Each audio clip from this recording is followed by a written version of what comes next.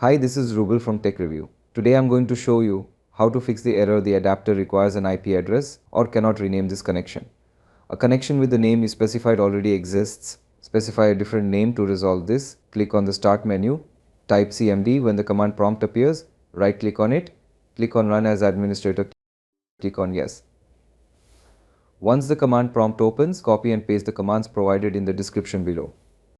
Press Enter after each command.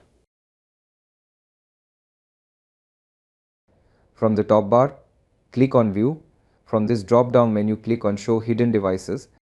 Expand the network adapter, right-click the DIMM network adapter, and then select Uninstall. After completing, restart your computer. Once it restarts, your problem should be solved. Thanks for watching this video. If you found it helpful, please like and subscribe to my channel. Take care.